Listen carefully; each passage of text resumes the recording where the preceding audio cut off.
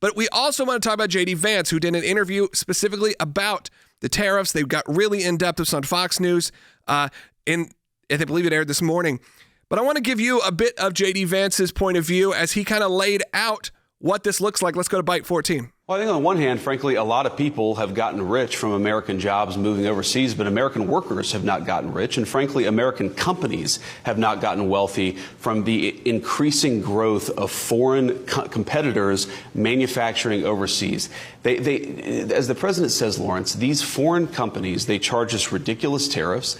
They engage in a lot of non-tariff practices like currency manipulation. That has been awful for Main Street in the United States of America. It's meant those diners, their customers don't have jobs anymore. It meant those great steel mills, those great auto plants have closed down and their workers have been laid off. What I saw yesterday in the Rose Garden was incredible enthusiasm because a lot of those workers, they've been working hard for 10, 20, 30, 40 years, young and old, were in the Rose Garden yesterday. They've never had a president who stood up for their jobs and stood up for American prosperity. They finally see something has shifted. There were Democrats out there, Republicans. There were union and non-union workers alike. They know this is a big change, but we need a big change in this country because what we've done, what we did under the Biden administration, it just wasn't working. Yeah, and I think that's what a lot of people feel, that you got to at least try something new. And I know that J.D. Vance kind of even positions that later on, talks about specifically that, look, this may be a little disruptive, this may be different, but different isn't always bad.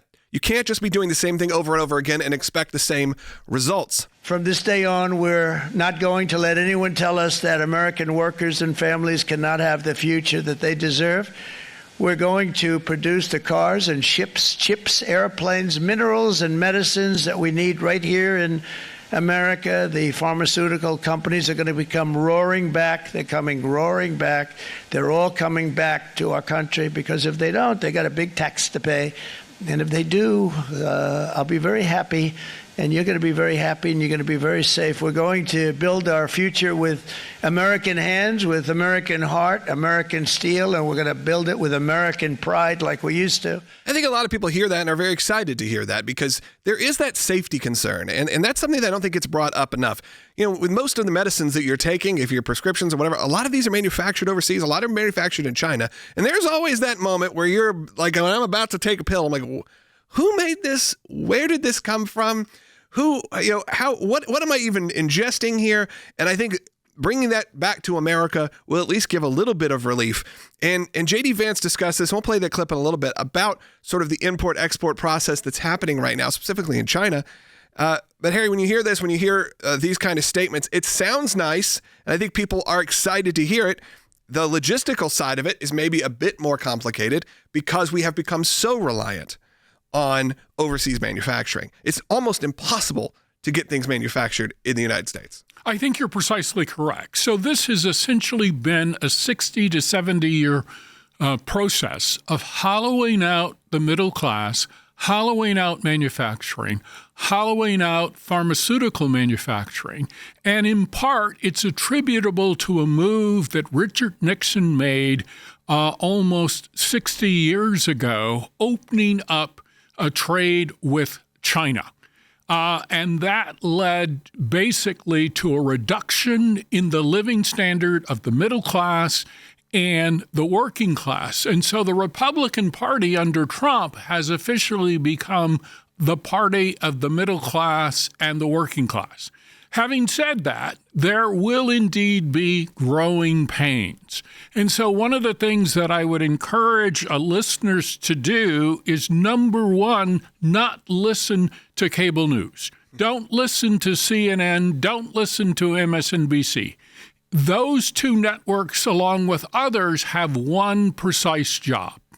And that is to cause as many heart attacks among the American people as possible. It's narrative control. As a way of driving down the popularity of this particular president.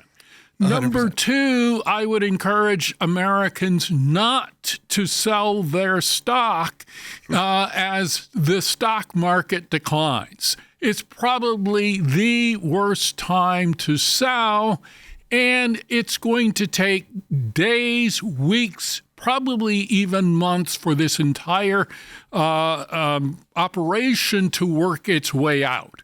So I think all of us need to calm down, but I also recognize that is going to be very difficult. It's going to be tough to resist the temptation. Yeah, well, when big business also starts to panic and you start hearing these companies saying, well, we're really concerned about this, of course, the American people are going to respond. And I also want to say, hey, for those who are listening, Harry gave you some opinions and thoughts. We are not financial expert. They put that disclaimer. We are not, we're giving you a financial advice or discussion about your taxes. It's just Harry's point of view.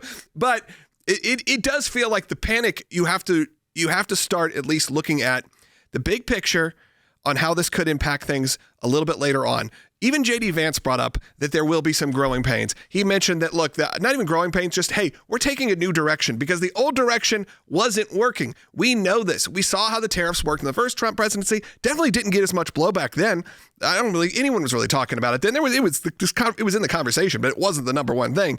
It has become the number one issue right now because you're right, because they are trying to control a narrative and make this seem like this is going to be the most detrimental thing. What's also good about President Trump, if things don't work, they're going to pivot. They're going to move. Things are going to change. I think we should hear, quickly, from J.D. Vance, again, from Fox News. Let's go bite 13 so you have an idea, because he had a line in here that I think is, I think he does a really good job of explaining to people what we're dealing with here, specifically with China and overseas. So let's go listen. J.D. Vance, bite 13. I think it's useful for all of us to step back and ask ourselves, what has the globalist economy gotten the United States of America? And the answer is fundamentally it's based on two principles: incurring a huge amount of debt to buy things that other countries make for us. And to make it a little bit more crystal clear, we borrow money from Chinese peasants to buy the things those Chinese peasants manufacture. That is not a recipe for economic prosperity. It's not a recipe for low prices, and it's not a recipe for good jobs in the United States of America. For 40 years, we have gone down that pathway. We've seen closing factories. We've seen rising inflation. We've seen the cost of housing so high that most Americans can't afford to buy a home right now. President Trump is taking this economy in a different direction. He ran on that. He promised it, and now he's delivering. And yes, this is a big change. I'm not going to shy away from it, but we needed a big change, Lawrence. We cannot keep going down the Joe Biden globalist pathway where we have $2 trillion of peacetime debt and deficits. We have manufacturing disappearing. That is not working for Americans. We've got to take this country in a different direction. I would be willing to even say, hey, we've got most of manufacturing already disappeared. Hopefully some of it gets brought back. But I think that line that we borrow money from Chinese peasants to buy things those Chinese peasants make should really ring pretty clear for people of what we're dealing with and the situation at hand. Because look, I have worked in that and getting things manufactured. And to get things manufactured in the United States, so incredibly expensive. Typically, they don't even want to do it, especially if you're a small business. And you go to China and you deal with people who are so ready to take your money, and they are so ready to work with you in whatever cost they can to get things down as low as possible. And look, the ethical reasons and the things that are behind that, of course, we all know what we're dealing with. But at least you have, it sounds weird, customer service, where in America, the manufacturing industry has got to pick up that slack as well and say, you know what, we're going to want to do this. We're going to want to make things in America, not just, if you have a ton of money, back up a truck, maybe we'll talk to you. That has to change as well in the way that we position manufacturing, because manufacturing needs to become a backbone of society. It needs to become another great avenue for jobs and for employment, but also for businesses to be able to innovate. And right now, and at least President Trump mentioned the chips and those kind of things, because right now it does feel like when he mentioned China, kind of a beach ball situation where it's just getting bounced all around and the money's just going right back, and that's where we're at. I think you're precisely correct, and I would piggyback on your statement by pointing out that Vietnam is a backdoor to manufacturing in China. And so Vietnam has grown quite rich over the last several years.